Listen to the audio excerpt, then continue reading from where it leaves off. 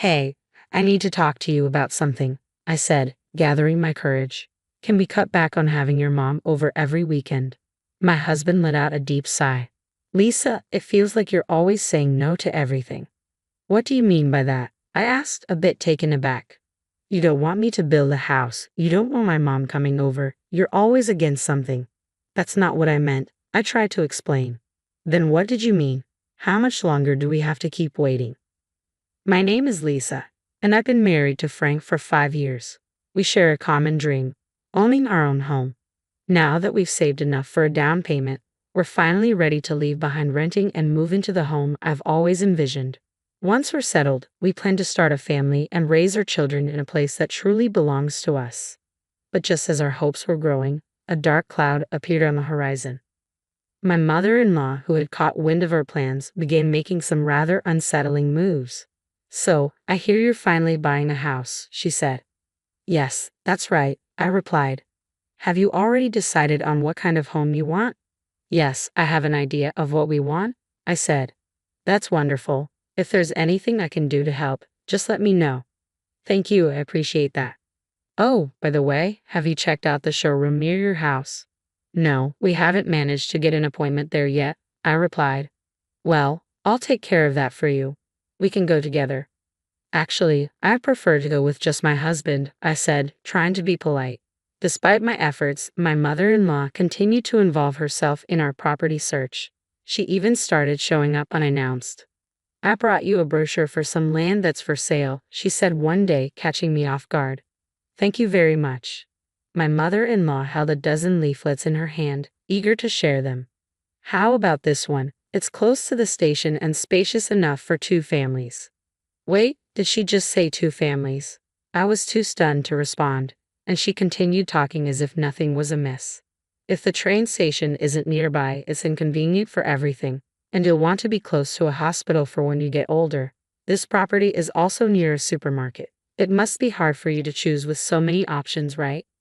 What started as an offer to help quickly turned into her taking control of the house search. She was making decisions as if she planned to live there too. This is not good at all. I told my husband everything that had happened that night. Oh, I think she might have mentioned something about living together, he said casually. What? You want us all to live together? I asked, surprised. Well, if you're okay with it, I'm not going to push you into anything, don't worry.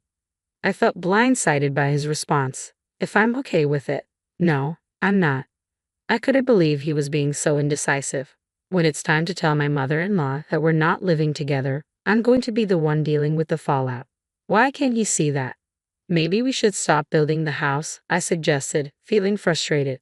What? Why? He asked, clearly confused. Because of the way you phrased it.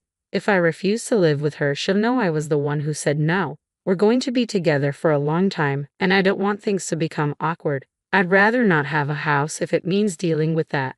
We can raise our kids in a rental and use the down payment we save for their education instead. My husband's panic was evident. Wait a minute, I understand now. I'll tell her no, and we'll move forward with building the house. No, it's fine. You can't even stand up to your mother.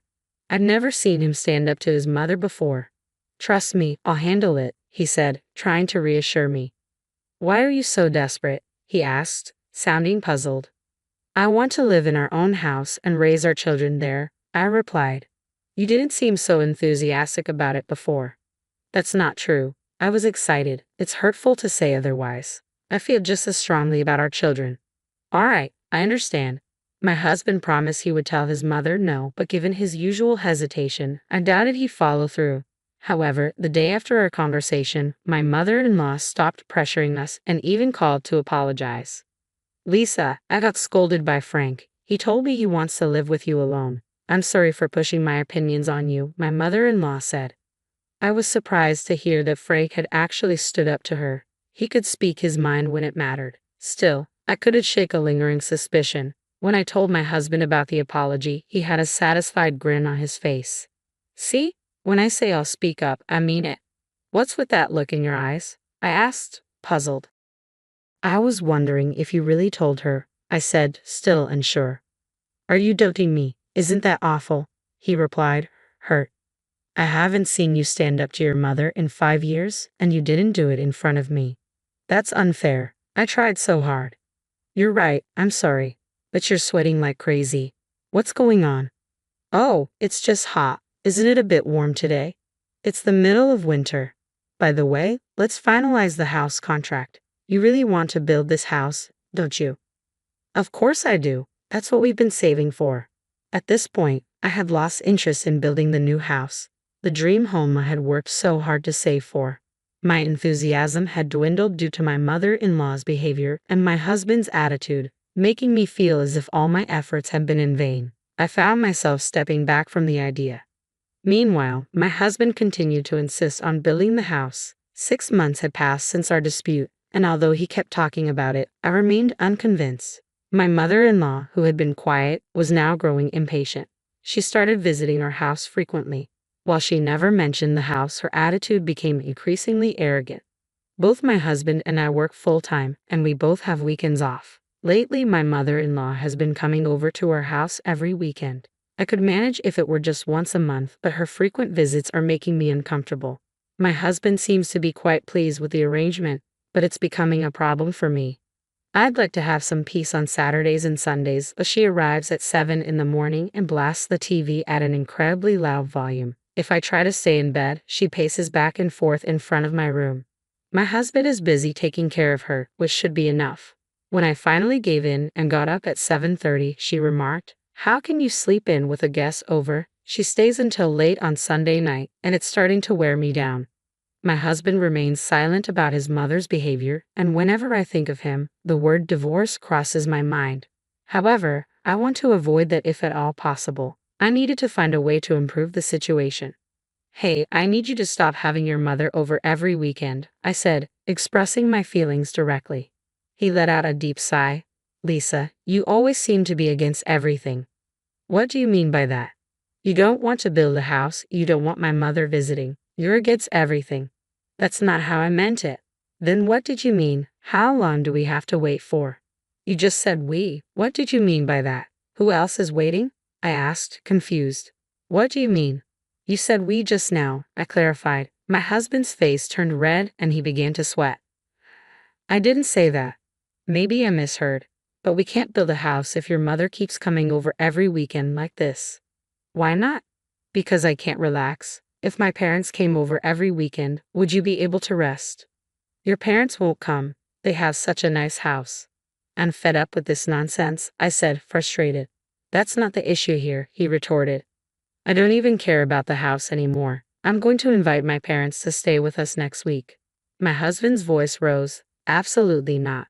"Why not?" "Because it's too exhausting. Don't invite your parents. My mother is the only one who can visit.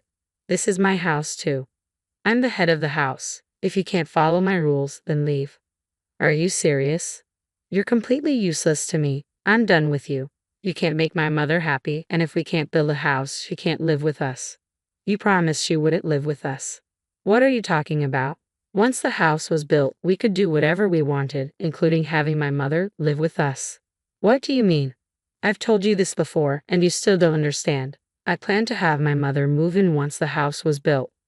I knew it. My mother-in-law didn't back down easily. My husband was plotting with her all along. "I see now. All right, I'll leave." "I hope you won't regret this," he said.